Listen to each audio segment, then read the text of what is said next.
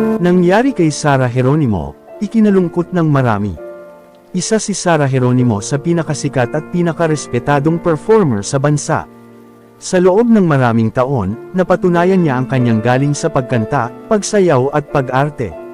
Hanggang ngayon, marami pa rin ang sabik na mapanood siya sa live performance.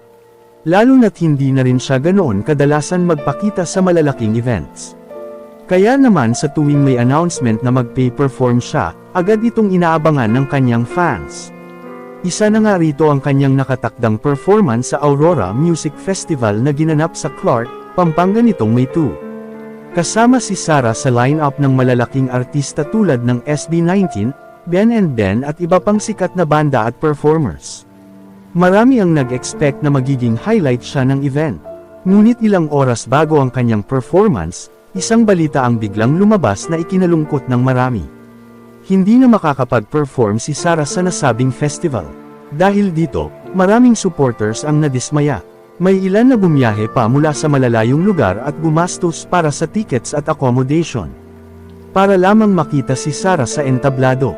Ayon sa isang fan, bumili ako ng platinum ticket para lang mapanood siya, sayang talaga. May iba rin na nagsabing si Sara lang ang inaabangan nila sa buong lineup. Samantala, ayon sa official statement ng kanyang management na Viva Artist Agency at G Production. Na-examine si Sara matapos ang kanyang rehearsal at pinayuhan ng kanyang doktor na magpahinga muna. Ayon sa kanilang pahayag, with her health as our foremost priority, she will unfortunately not be able to perform at the festival. Dagdag pa nila, hindi naging madali ang desisyong ito.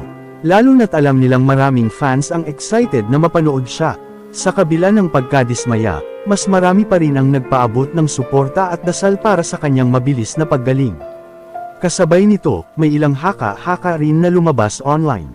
May mga netizens na nagtanong kung posible bang buntis si Sara kaya sumama ang pakiramdam nito. Matatandaang na ikinasal ang dalawa noong 2020, kaya mahigit 5 taon na rin silang mag-asawa. Pero hanggang ngayon ay wala pa rin silang anak. Para sa ilan, posible raw ito dahil sa biglaang pagpapahinga ng singer. Ngunit sa ngayon, wala pang kumpirmasyon o pahayag mula kay Sara Geronimo tungkol sa mga ganitong haka-haka. Sa kasalukuyan, nagpapahinga muna si Sara ayon na rin sa payo ng doktor. Umaasa naman ang kanyang fans na muli nila siyang mapapanood sa entablado sa tamang panahon. Kapag siya ay tuluyan ng nakabawi sa kanyang kalusugan.